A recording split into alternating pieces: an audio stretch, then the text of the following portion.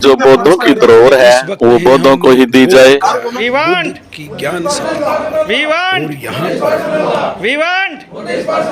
बौद्धों का कानून, बौद्धों का कानून, बौद्धों का कानून। We want. आज इस वक्त अब हम गढ़वाल भवन नई दिल्ली के अंदर हैं, जो कि यहाँ पर बौद्धों की एक 2 दिवसीय बैठक हुई है और बुद्धिस्ट पर्सनल लॉ, बौद्धों का अपना पर्सनल कानून हो, इसको लेकर आज ये जो बैठक हुई 2 दिवसीय। इस बैठक में सरदेव दयासागर जी हैं और पूरे भारत के बौद्ध हैं, जिन्होंने आज बैठ के भी बुद्धिस्टों का कैसा कानून हो, क्या उसके प्रावधान है, क्या उसका मकसद है, इन सब बातों को लेके आज जो और कल ये जो बैठक हुई है, तो इस विषय को लेकर हम सरदेव दयासागर जी से आज के बारे में जानना चाहेंगे। जो 2 दिवसीय कार्यक्रम रहा है, इसके बारे में थोड़ा सा विस्तार से। देखिए, ब्रिटिश गवर्नमेंट के जाने के बाद हमारी संवैधानिक व्यवस्था में आर्टिकल 12, 13, 14, 15, 16 आता है, जिसमें कि सामाजिक न्याय के बारे में बात कही गई है। और उसमें 14 और 15 में धार्मिक आधार पर या किसी आधार पर कोई असमानता नहीं की जाएगी, लेकिन परंतु हिंदू कानून में उसके आर्टिकल 25(2) में जब बाद में हिंदू कानून बना, तो उसमें हिंदू कानून में बौद्ध, सिख, जैन को समाहित कर दिया गया। और समाहित होने के बाद बौद्ध समाज है वो हिंदू पार्ट में समझा जाने लगा। ऐसी बहुत सारी दुष्प्रचार या अविधारणाएं हमारे सामने मिलती हैं। तो उसको कैसे ये बौद्ध, जो बाबा साहब का धम्म विजयादशमी 1956 या 14 अक्टूबर 1956 को जो उन्होंने बहुत बड़े समाज को समता का न्याय या स्वतंत्रता का न्याय दिया संवैधानिक माध्यम से, साथ साथ धार्मिक आधार पर, तो उसका उल्लंघन हो रहा है। जब एक बौद्ध एक धर्म है, एक संप्रदाय है, उसकी एक अपनी संहिता है, वो संहिता के होने के बावजूद भी बौद्ध धर्म हिंदू कानून में आता है। तो इस आशय से मुक्ति के लिए हम लोग ये आंदोलन कर रहे हैं। उस आंदोलन में ये है कि हम लोग 10 साल से लगभग ये चला रहे, इसके पहले भी चलाया है। और ये मैं समझता हूँ कि राज्यसभा में भी ये मामला पेंडिंग रहा, लेकिन वो कुछ आगे नहीं बढ़ पाया, तो वहीं का वहीं समाप्त हो गया है। तो अब हम लोग नव जागृत में ही और बढ़ रहे हैं, क्योंकि इस समय बौद्धों की संख्या बहुत कम थी जब हिंदू कानून बना था 55-56 में। और जो हमारे हिमालयन या जो पूर्वोत्तर के बौद्ध थे वो इस चीज़ को नहीं समझ पाए। रिचुअल या जो रिवाज थे उसी में ज़्यादा महत्व रखा है, श्रद्धा में ज़्यादा महत्व रखा है। तो लेकिन इधर नहीं उन्होंने काम किया। लेकिन अब हम लोग इस आगे बढ़ रहे हैं, तो इसलिए ये बैठक बुलाई गई है कि हमारे समाज के लोग बौद्ध कानून को स्वतः समझें और समझ करके कि हमारा कानून कैसा होना चाहिए। क्योंकि हम लोग जब कोर्ट में गए थे 16 में, तो लोगों ने, वकीलों ने ये पूछा कि आप बताइए कि आपकी बौद्धों की सहायता है क्या चीज़। बौद्धों का कानून जो आप मांग कर रहे हो, आप लिखा पढ़ी कर रहे हो 2-3 साल से, तो आप बताइए कि आपकी सहायता क्या है। तो हम कोर्ट अगर हमसे पूछेगा तो मैं क्या बताऊंगा। तो उसके लिए एक ड्राफ्ट किया गया कि इस तरह से हमारी सहायताएं होती हैं कि हमारा बौद्ध दर्शन क्या है, हमारा विवाह कैसे होता है, हमारी भाषा क्या है, हमारे पावन स्थान कौन से हैं, हमारे पावन दिवस कौन से होते हैं। तो इन सब बात की चर्चा हुई और उसको रिवाइज करके फिर प्रोफेसर मुकुंद सहरी ने 18 में ये ड्राफ्ट किया और इसके आधार पर फिर दोबारा आंदोलन चला। और आंदोलन में ये है कि सरकार ने ये मान लिया है कि हम बौद्ध कानून मानने के लिए तैयार हैं, बशर्ते हम यूसीसी ला रहे हैं और मुद्दे ला रहे हैं, ये ला रहे हैं, इसमें वो केवल हमारे मामले को पेंडिंग कर रहे हैं या लंबित कर रहे हैं।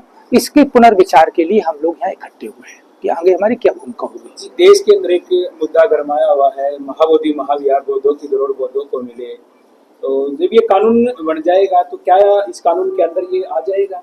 देखिए, इस संबंध में जो हमने बौद्ध पर्सनल लॉ साथियों ने ड्राफ्ट किया है, पहले के और आज के प्रोफेसर, डॉक्टर और सभी ने मिलकर के, तो इसमें यह है कि जितनी हमारी संप्रदाय हैं, विचार है, मोनेस्टीज हैं और अन्य जो भी मामले हैं उसमें समाहित किए गए हैं। वो समाहित में अगर मोनेस्टी एक्ट पास होता है तो मोनेस्टी एक्ट में एक पार्ट है महाबोधि विहार मैनेजमेंट कमेटी एक्ट।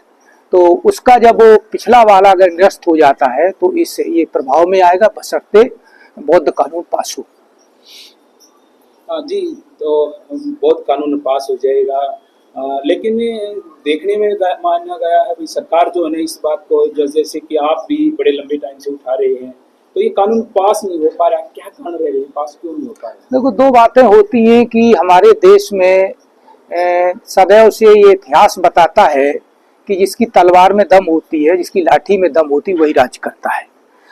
संवैधानिक व्यवस्था में 26 जनवरी 1950 के बाद जब रिपब्लिक इंडिया बना तो उसमें जनमत पर जोर दिया गया है कि जिसका जनमत होगा वो इस देश में राज करेगा। लेकिन जनमत बौद्धों की कम है, बढ़ रही है, विवेक सब कुछ बातें हैं, लेकिन उतनी जनमत नहीं है जिससे कि हम सरकार को प्रभावित कर सके। अब हमारे पास सरकार को जब प्रभावित नहीं कर सकते तो कानून और लोगों को जागरूक करना ही हमारा एक कर्तव्य बन जाता है। और ऐसा नहीं है कि अगर कानून हमारे पक्ष में नहीं है या सरकार कोई है हमारे बारे में नहीं सुनेगी, जनता का एक मॉब होता है, जनता का एक अगर आ जाती अपने सड़कों पे निकल करके तो चाहे कितनी बड़ी सरकार हो उसको भी नीचे धराशायी कर सकती है। जैसा कि बहुत सारे देशों में, अमेरिका में और सभी, अभी श्रीलंका में भी बहुत सारा हुआ था, तो वो ध्वस्त कर सकती है। बशर्ते हम जनमत की ओर भी बढ़ रहे हैं, साथ साथ कानूनी दायरे में भी अपने को लोगों का सहयोग ले रहे हैं। और मंत्रालय से भी हम लोग अनुरोध कर रहे हैं, अभी परसों कल मीटिंग फिर रखी गई है लोक मंत्रालय से, अगर उसमें कुछ डिसीजन होता है तो ठीक है, नहीं डिसीजन होगा, जैसे महाबोधि विहार का मामला चल रहा है, तो अगले कुछ समय में हमें इस पर भी विचार करना पड़ेगा। Thank you. Maniram Dekate, retired professor, university of Mumbai, और फिलहाल मैं कानून का छात्र हूं। जो all India action committee for personal Buddhist law के तरफ से यहाँ पर दिल्ली में 22 और 23 मार्च 2025 को यहाँ बैठक बुलाई गई थी, और ये बैठक की अध्यक्षता माननीय दयासागर जी बौद्ध ने की, जो फिलहाल में ये पर्सनल बुद्धिस्ट लॉ का मैटर हाथ में लेकर सरकार के तरफ हम अपनी डिमांड, अपने रिप्रेजेंटेशन दे रहे हैं। और ये जो मामला है अभी सरकार के पास, सेंट्रल गवर्नमेंट के पास, ministry of law and justice इनके तरफ है। हम कई बार लॉ कमीशन के सामने, कई बार हम सेंट्रल मिनिस्टर के पास, कई बार हम नेशनल माइनॉरिटी कमीशन के पास हम जा चुके हैं और अपनी डिमांड रखते हैं। और हमने उनको बोल दिया है कि हमने ड्राफ्ट 2018 में पर्सनल बुद्धिस्ट लॉ के बारे में दिया है, उसका इम्प्लीमेंटेशन हो, उसकी चर्चा हो, वो पार्लियामेंट में चर्चा हो, वो विधानसभा में चर्चा हो, और आर्टिकल, भारतीय कॉन्स्टिट्यूशन के अंतर्गत आर्टिकल 25 सेक्शन 2 और एक्सपेंशन 2 जो है वो हटा के जो है भारत के बौद्धों को, सिखों को और जैनों को वो हिंदू के दायरे से निकाले, और ये जो तीनों धर्म हैं, ये अलग अलग जो धर्म है, इनको इंडिपेंडेंस दिए जाए, ऐसी हमारी डिमांड। सभी साथियों को नमो बुद्धाय, जय भीम।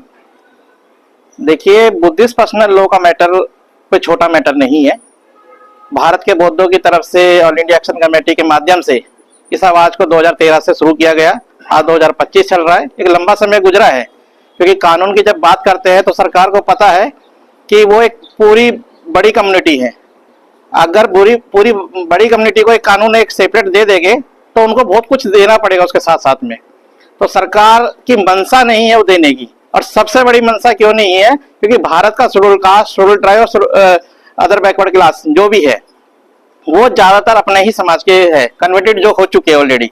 लेकिन दुर्भाग्य ये है कि उनको पता है कि ये अगर कट के निकल गया तो उनके पास अपनी मांस तो बचेगा नहीं। तो आज जो लोग अपने आप को प्रेजेंट नहीं कर पा रहे, या लिख नहीं पा रहे, या कुछ और कारणों की वजह से बोध नहीं बता पा रहे, लेकिन जिस दिन ये कानून बन जाएगा उस दिन ये भारत सरकार और ये जो तमाम जो देख रहे हैं तो उनको पता लगेगा कि हमारी संख्या कितनी बड़ी है। कुशीनगर में बहुत सारी ऐसी भी चीजें हैं, वहाँ पे मैं देख रहा हूँ, कुछ मैं प्रशासन से हूँ, सीधे उनसे बात नहीं कर पाता हूँ, लेकिन कुछ ऐसे प्रॉपर्टीज हैं जो बाहर से लोग आए, उन्होंने जमीनें खरीद ली, आज वो लावारिस पड़ी हुई है। जैसे अभी आ रहा था वो जमीनों का क्या हो, उसमें तो हमको ध्यान देना पड़ेगा। आप संगठन के माध्यम से बने, उसमें कुछ लोग बनते लोग हैं जो बौद्ध विहार है, श्रीलंकन है, कम्बोडिया, सीरिया, वहाँ के जो बने हुए हैं, उनका इस चर्चा से कोई मतलब नहीं है। वो आते हैं, उनके पर्यटक आते हैं, अपने होटल्स टाइप के उनको हैं, उनको ठहराया, उससे कमीशन लिया, अंदर चले गए। हमारे संजोग सिंह जी, अमरजीत जी, ऐसे नवयुवकों को आने की बहुत बड़ी आवश्यकता है, क्योंकि आज नहीं कल सबको यहाँ से विदा होना है, तो इस कारवां को आगे कौन ले चलेगा। इसलिए बहुत बड़ी संख्या जो है नवयुवकों की, जिनके अंदर जोश जज्बा जुनून है, और ये जोश जज्बा जुनून जो है एक विधिक रूप में एक इतिहास बनने जा रहा है, और इस इतिहास की कड़ी में बुजुर्गों के साथ साथ नवयुवकों की भी आवश्यकता है। जोश और होश दोनों जब एक साथ हो जाएगा तो निश्चित रूप से जो है हम लोग एक सही दिशा में आगे बढ़कर उस सफलता की सीढ़ी को प्राप्त करेंगे, जिसके लिए हम लोग पूरे मनोयोग के साथ कार्य कर रहे हैं।